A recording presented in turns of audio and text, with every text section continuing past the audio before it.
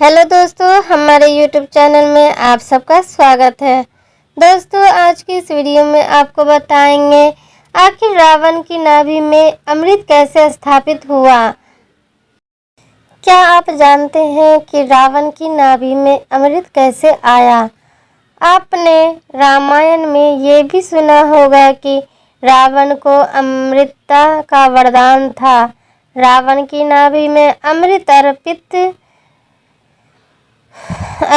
किया गया था, जिसके कारण रावण अमर हो गया था। उसे मारना कोई साधारण बात नहीं थी, लेकिन आपको यह जानकर हैरानी होगी कि रावण की नाभि में इस अमृत को स्थापित कैसे किया गया। आज हम इसी के बारे में बताएंगे। दोस्तों, एक समय की बात है, वाली और रावण के बीच युद्ध हुआ, जिसके परिणाम स्वरूप इस युद्ध में महाराज लंकेश को शरीर के अंदरूनी चोट लगी, जिससे कि लंकापति रावण बहुत ज्यादा बीमार पड़ गया था। इसी बात को लेकर मंदोदरी बहुत ज्यादा चिंतित हो गई थी और उसने मन ही मन में यह निर्णय लिया कि मैं महाराज रावण को अमर बनाकर ही रहूंगी। मंदोदरी ने अपने पति को अमर बनाने के लिए अपने माता पिता की सहायता ली। मंदोदरी अपने माता पिता के पास पहुंची और उन्होंने अपनी सारी आपबीती बताई।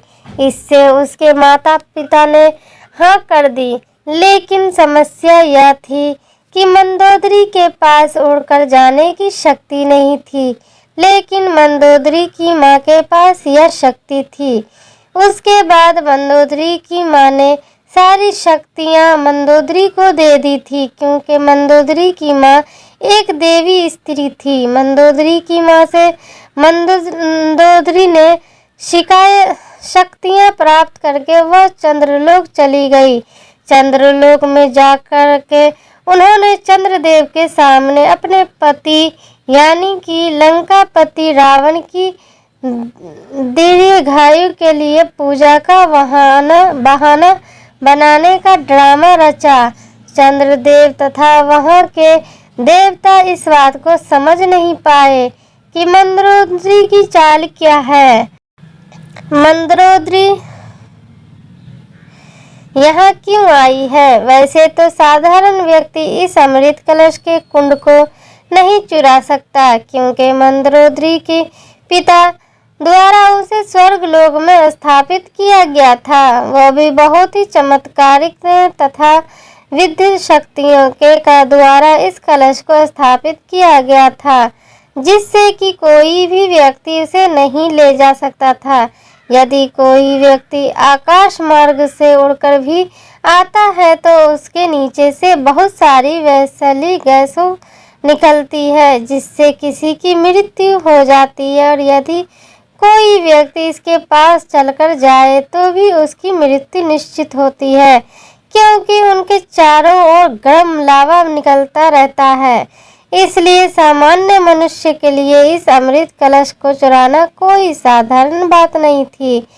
चंद्रलोक का एक नियम है कि चंद्रदेव साल में एक बार अष्टमी मासिक पूर्णिमा शरद पूर्णिमा के दिन इस अमृत कलश को वहां से निकालते हैं तथा धरतीवासियों के कल्याण के लिए कुछ बंदूकें धरती पर गिराते हैं। अब मंदोदरी के सामने यह अच्छा मौका था, क्योंकि जिस दिन मंदोदरी गई थी उसके 2 दिन बाद ही पूर्णिमा थी। इसलिए मंदोदरी को अमृत कलश चुराने का अच्छा मौका मिल गया। जैसे ही पूर्णिमा की रात्रि को चंद्रदेव ने अमृत कलश वहां से बाहर निकाला, तभी रावण की पत्नी मंदोदरी ने मौका पाकर अमृत कलश को चुरा कर के भागने लगी, जिसके कारण देवताओं का इसका पता चल गया और देवताओं ने मंदोदरी का पीछा किया।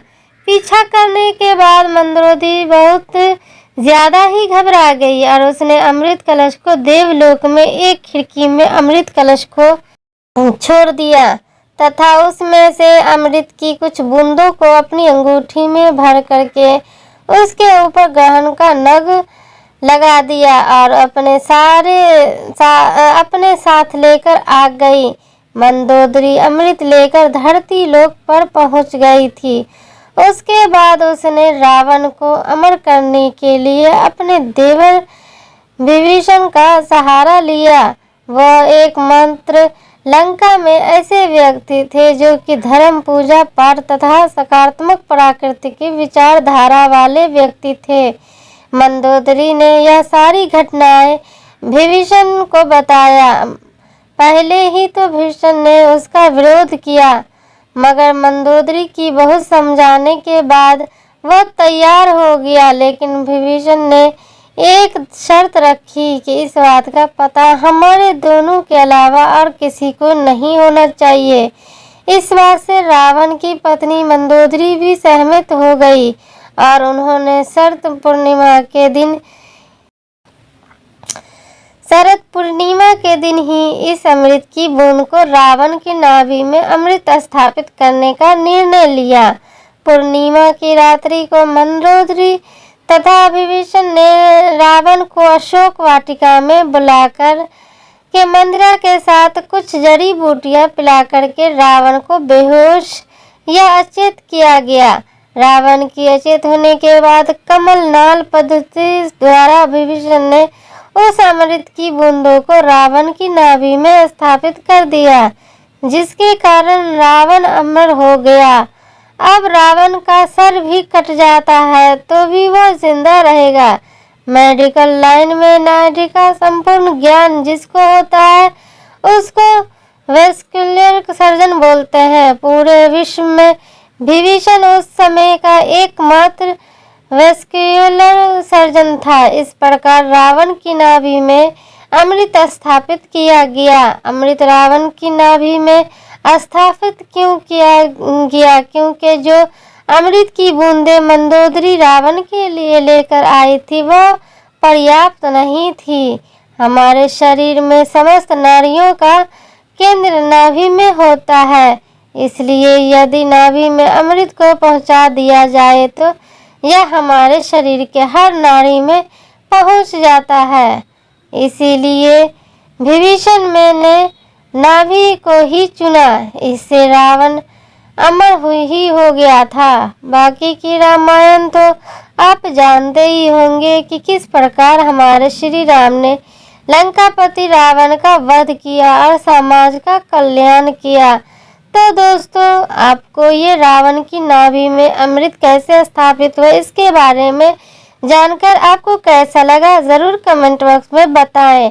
अगर आपको वीडियो पसंद आई होगी तो लाइक और शेयर जरूर कर दें। अगर मेरा चैनल सब्सक्राइब नहीं किए हैं तो दोस्तों प्लीज़ सब्सक्राइब कर लें। अगले वीडियो में फिर मिलते हैं।